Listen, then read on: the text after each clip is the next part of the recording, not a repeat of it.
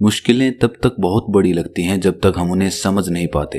एक बार समझ में आने के बाद हर मुश्किल आसान हो जाती है। अगर किसी समस्या को देख के आप चिंतित हो जाते हो तो ये कहानियां सुनने के बाद आपको ये समझ आ जाएगा कि किसी भी मुश्किल को आसान कैसे किया जाता है। इससे पहले कि आप इन कहानियों में खो जाएं, इस चैनल को सब्सक्राइब करना ना भूलें। तो चलिए कहानी शुरू करते हैं। एक बार गौतम बुद्ध एक वृक्ष के नीचे बैठकर अपनी साधना में लीन थे। ये ध्यान वो काफी दिन से कर रहे थे। एक दिन एक शिकारी उस रास्ते से जा रहा था। उसने महात्मा बुद्ध के बारे में काफी तारीफ सुनी थी, उनके स्वभाव के बारे में, ज्ञान के बारे में, लेकिन ये सब सुनकर भी वो उनसे संतुष्ट नहीं था। वास्तव में उसे महात्मा बुद्ध की इन बातों पर विश्वास नहीं था। उसने जब महात्मा बुद्ध को साधना करते देखा तो उसके मन में विचार आया कि क्यों ना बुद्ध की परीक्षा ली जाए, इससे उनकी असलियत का तो पता लग ही जाएगा।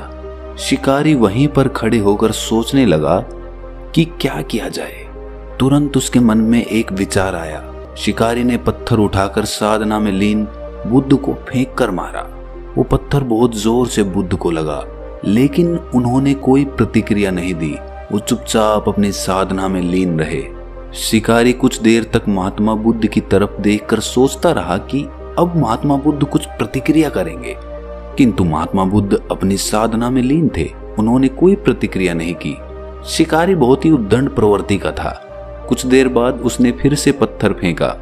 वो पत्थर अब की बार महात्मा बुद्ध की आंख पर लगा और उस जगह से खून बहने लगा। महात्मा बुद्ध को महसूस हो गया था कि उनके शरीर से रक्त बह रहा है, लेकिन तब भी वो अपने ध्यान में लीन बैठे रहे। ये देख वो शिकारी और ज्यादा क्रोधित हो गया। उसे समझ नहीं आ रहा था कि इतनी चोट के बाद भी वो कोई प्रतिक्रिया क्यों नहीं दे रहे हैं। तब उसने और क्रोध में एक और पत्थर फेंक कर मारा। अब की बार बुद्ध के शरीर से बहुत ज्यादा खून बहने लगा था। उन्हें इतनी पीड़ा हो रही थी कि उनकी आंखों से आंसू बहने लगे थे, लेकिन तब भी उन्होंने अपनी साधना नहीं छोड़ी। ये देख शिकारी से अब रहा नहीं गया और वो उनके पास जाकर बोला कि हे महात्मा, मुझे आपसे कुछ पूछना है। बुद्ध ने अपनी आंखें खोली। बुद्ध की आंखों की चमक से वो आदमी हैरान हो गया।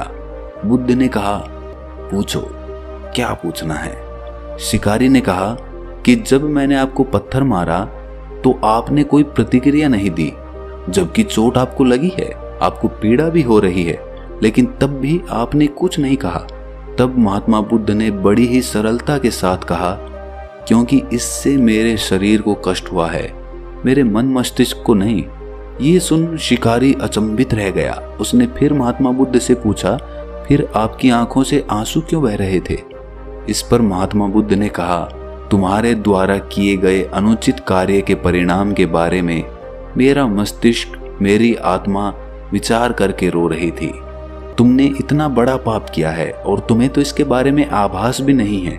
तुम्हें इसकी कैसी सजा मिलेगी तुमको तो ये भी नहीं पता। मेरे मस्तिष्क में यही विचार आ रहा था। बुद्ध की बातों को सुनकर शिकारी एकदम हैरान हो गया और महात्मा बुद्ध के चरणों में गिरकर उनसे क्षमा याचना करने लगा और बोला कि हे महात्मा, मुझे क्षमा कर दें। मुझे आप पर विश्वास नहीं था। मुझे लगता था कि आपकी हर चीज झूठी है, लोग बेकार ही आपकी बड़ाई करते हैं, परंतु आज मुझे ये यकीन हो गया कि आपका ज्ञान सत्य है। मुझे क्षमा कर दें और अपने पास शरण दें। बुद्ध बहुत ही दयालु प्रवृत्ति के थे। उन्होंने शिकारी से कुछ नहीं कहा। उन्होंने उसे माफ कर दिया और उसे अपना आशीर्वाद दे दिया।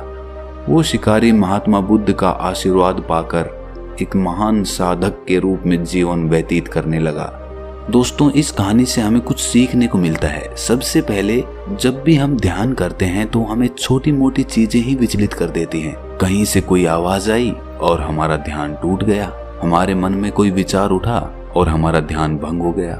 लेकिन निरंतर ध्यान का अभ्यास करने से हमारा ध्यान इतना मजबूत हो जाता है कि कोई हमें पत्थर भी फेंक कर मारेगा तो भी हमारा ध्यान भंग नहीं होगा। दूसरी बात, पीड़ा पहुंचाने वाले से क्षमा करने वाला बहुत महान होता है। यदि आपको कोई पीड़ा पहुंचा रहा है और उसके बावजूद आप उसे माफ कर देते हैं तो उस आदमी का हृदय परिवर्तन होना निश्चित होता है। लेकिन हम अपने अहंकारवश हमें पीड़ा पहुंचाने वाले को कभी माफ ही नहीं करते और इसीलिए हमारे संबंध प्रगाढ़ नहीं बन पाते। तीसरी बात, अनजाने में हम ऐसे ऐसे पाप कर देते हैं कि हमें ये भी नहीं पता कि उनका दंड क्या मिलेगा। तो कोई भी काम करते वक्त उसको पूरे होशो हवास में करो कि इस काम को करने से क्या प्रभाव होगा। कहीं ये काम किसी प्राणी को आघात तो नहीं पहुंचाएगा। ऐसा प्रशिक्षण करने के बाद वो काम ही असली कर्म कहलाता है। इस बात पर मैं अगली कहानी सुनाने जा रहा हूँ। इस कहानी को आखिर तक सुनने के बाद आपके बहुत सारे सवालों के जवाब आपको मिलेंगे। एक बार गौतम बुद्ध अपने शिष्यों के साथ भ्रमण कर रहे थे। दिन ढलता जा रहा था। बुद्ध के शिष्य उनके इतना चलने के कारण उन्हें एक पेड़ के पास ले गए। वहां पेड़ की छांव में ठंडी हवा चल रही थी। बुद्ध ने वहां सभी शिष्यों को कुछ देर आराम करने के लिए कहा। सभी शिष्य वहां बुद्ध के साथ बैठ गए। तभी उनमें से एक शिष्य ने बुद्ध से पूछा कि हे बुद्ध, मेरे मन में एक सवाल है, आप मुझे उसका उत्तर देंगे? बुद्ध ने कहा, पूछो। तब शिष्य ने कहा कि क्या विद्या को किसी बल के द्वारा भी सीखा या छीना जा सकता है? तब बुद्ध ने कहा कि नहीं, विद्या को केवल सेवा भाव से ही सीखा जा सकता है। शिष्य ने पूछा, कैसे? तब बुद्ध ने कहा कि मैं तुम्हें इसे एक कहानी के माध्यम से समझाता हूँ। बहुत समय पहले एक फकीर एक जंगल में घास फूस की झोपड़ी बनाकर रहता था। उसे एक विद्या आती थी कि वो पीतल को सोने में अपनी विद्या से बदल सकता था, और वो फकीर इस विद्या का प्रयोग तभी करता था जब उसे बहुत ज्यादा आवश्यकता होती थी या फिर जब उसे किसी गरीब की मदद करनी होती थी, वो तभी इसका उपयोग करता था। एक दिन एक बहुत ही गरीब ब्राह्मण उसके पास आया। उस ब्राह्मण को अपनी बेटी का विवाह करना था, लेकिन उसके पास पैसे नहीं थे। उसने दुखी मन से ये सारी बात फकीर को बताई। फकीर समझ गया था कि वो ब्राह्मण सच में बहुत ज्यादा परेशान है और उसे मदद की जरूरत है।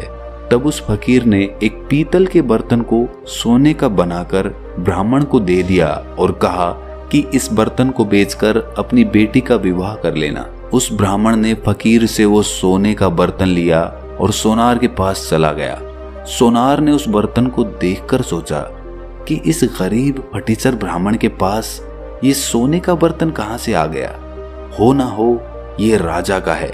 और वो सोनार ब्राह्मण को लेकर राजा के पास चला जाता है। राजा ने उन्हें वहां देख आने का कारण पूछा। तब उस ब्राह्मण ने राजा को सब कुछ सच सच बता दिया। ब्राह्मण की बात सुनकर उस राजा के मन में लालच आ गया। उसने उस ब्राह्मण को तो छोड़ दिया, लेकिन उसने मन ही मन सोचा कि क्यों ना ये विद्या फकीर से सीखी जाए, और उसने सैनिक को भेजकर फकीर को अपने पास बुलाया। सैनिक फकीर को अपने साथ लेकर आया। राजा ने फकीर से पूछा कि तुम पीतल को सोना बनाना जानते हो? फकीर ने कहा, जी राजा साहब। तब राजा ने कहा कि ये विद्या हमें भी सिखा दो। तब फकीर ने कहा कि नहीं, मैं आपको ये नहीं सिखा सकता। तब राजा ने कहा कि तुम जानते हो मैं कौन हूँ? फकीर ने कहा कि बहुत अच्छे से जानता हूँ। तब राजा फकीर से कहता है कि तुम्हें 15 दिन का समय देता हूँ। यदि तुमने मुझे ये विद्या नहीं सिखाई तो तुम्हें फांसी पर चढ़ा दिया जाएगा। अब राजा रोज प्रत्येक दिन फकीर के पास अपने एक सिपाही को भेजता था कि वो उसे विद्या सिखाएगा या नहीं, लेकिन फकीर रोज मना कर देता था।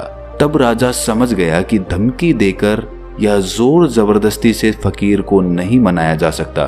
तब उसने कोई दूसरा उपाय सोचा। जब 15 दिन पूरे होने में 7 दिन बाकी थे, तब राजा रोज फकीर के पास भेष बदल कर जाता है और रोज उसकी सेवा करता है। राजा ने फकीर की इतनी सेवा की कि वो खुश हो गया और फकीर ने पूछा कि बता तू क्या चाहता है? तब उसने कहा कि आप मुझे ये विद्या सिखा दीजिए जिससे आप पीतल को सोने में परिवर्तित कर देते हैं। फकीर मान गया और उसे वो विद्या सिखा दी और कहा कि याद रखना कि इसे तुम केवल दुखी लोगों की मदद के लिए ही इस्तेमाल करना। उसके बाद राजा अपने महल में वापस आ जाता है और जब 15 दिन पूरे हो जाते हैं तब वो फकीर को अपने महल में बुलाता है और उससे कहता है कि बता, तू विद्या सिखाने को तैयार है या नहीं। तब फकीर ने कहा कि नहीं। राजा ने कहा कि तुम्हें फांसी की सजा हो जाएगी। तब फकीर ने कहा कि आप मुझे फांसी ही चढ़ा दो। तब राजा हंसने लगता है और कहता है कि जिस विद्या पर तुम्हें इतना नाज है वो विद्या अब मैं जानता हूँ। और उसने फकीर को एक पीतल का बर्तन सोने का करके दिखा दिया। तब फकीर ने कहा कि राजन, तुमने ये विद्या किसी की सेवा करके सीखी है, किसी को डरा धमका कर ये नहीं सीखी जा सकती।